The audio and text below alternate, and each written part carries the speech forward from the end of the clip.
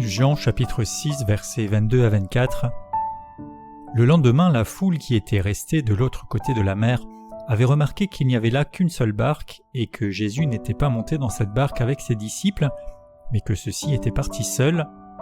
Le lendemain, des barques venant de Tibériade près du lieu où l'on avait mangé le pain, après que le Seigneur eut rendu grâce, les gens de la foule ayant vu que Jésus n'était pas là ni ses disciples, montèrent eux-mêmes dans ces barques et allèrent à Capernaum à la recherche de Jésus. Le lendemain, le récit ici se déroule au lendemain de la multiplication des pains et des poissons. La foule avait voulu faire Jésus roi de force, et là, il le cherche encore, il le recherche. Et ici, il y a une transition entre ces événements de la multiplication, de la marche sur l'eau, et ensuite d'un enseignement que Jésus va apporter sur le pain de vie dans tous les passages suivants. Donc, il y avait une seule barque, et ce détail, c'est le fondement du raisonnement de cette foule.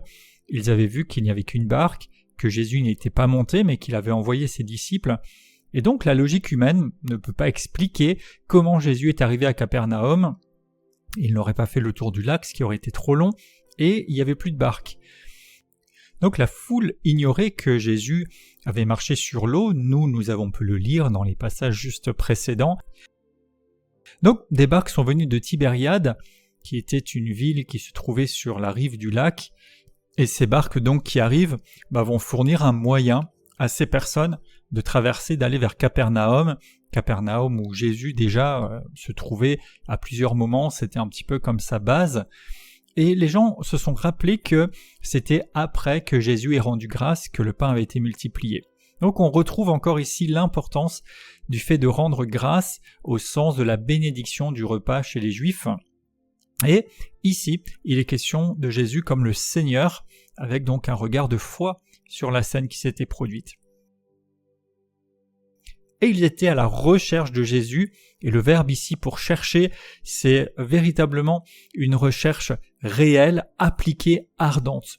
Donc la foule déploie de l'énergie, une observation attentive, un raisonnement, et saisit l'opportunité d'utiliser les barques qui arrivent pour traverser le lac et pour retrouver Jésus.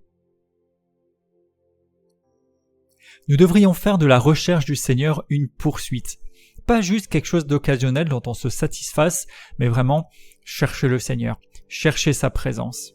La présence de Dieu, elle se vit par la foi. Mais si on remarque qu'il n'est pas là, ou plus précisément, que nous ne sommes pas sensibles à sa présence, parce qu'il a promis qu'il serait toujours là, eh bien nous devrions le chercher. Discerner quand il est là, qu'il est en mesure d'agir parce qu'on l'accueille, qu'on l'honore, ou bien si ce n'est pas le cas.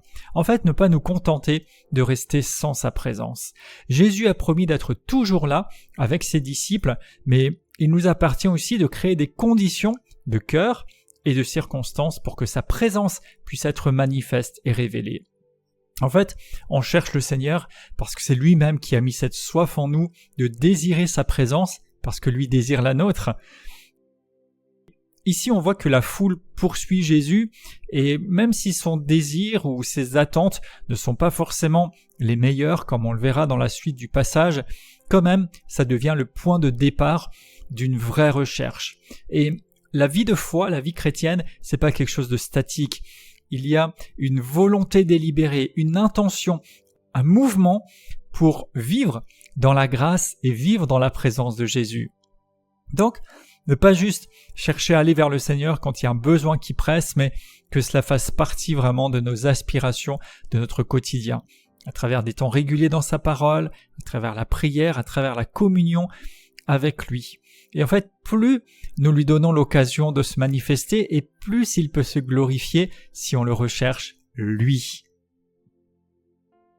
Aussi, Dieu voit largement plus loin que nos raisonnements.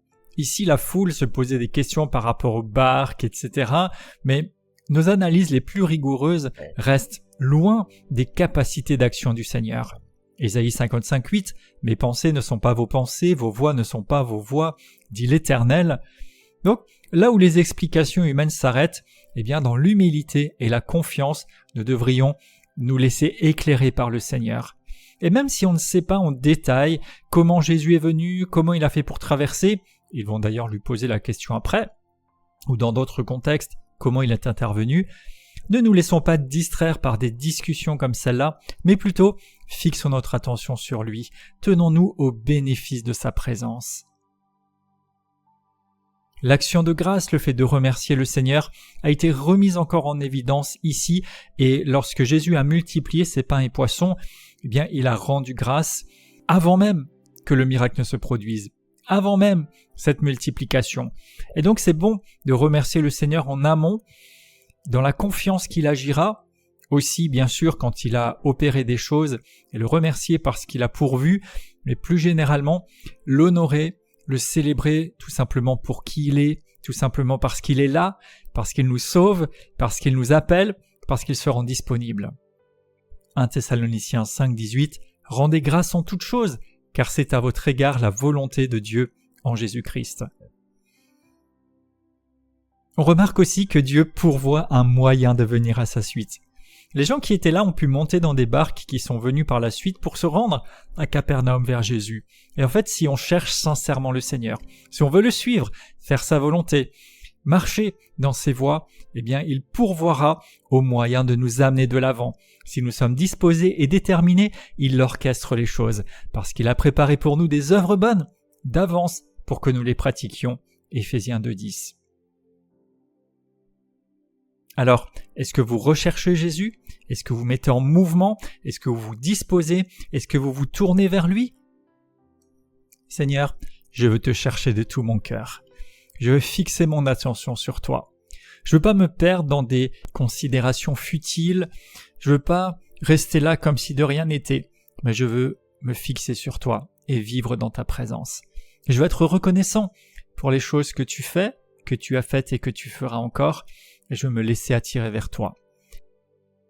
Je déclare dans le nom de Jésus, je sais et je crois que le Seigneur voit mon cœur et qu'il voit ma recherche sincère d'être avec lui. Je décide de le chercher pour qui il est, pas seulement pour ce qu'il me donne, pas seulement pour les choses périssables, mais pour lui en tant que personne, pour être dans sa présence. Je déclare que je ne me contente pas d'une proximité extérieure, mais je m'attache de cœur, par la foi, au Seigneur. Là où mes réflexions, mes raisonnements s'arrêtent, je lui fais confiance parce qu'il a toujours un moyen d'accomplir ses desseins. Je fais de l'action des grâces une habitude, une bonne habitude, un réflexe pour le remercier de ce qu'il a fait, de ce qu'il accomplit. Je me laisse réajuster ou aligner sur ce qui est important. Et je crois que si je le cherche, il se laisse trouver et il manifeste sa gloire. Amen.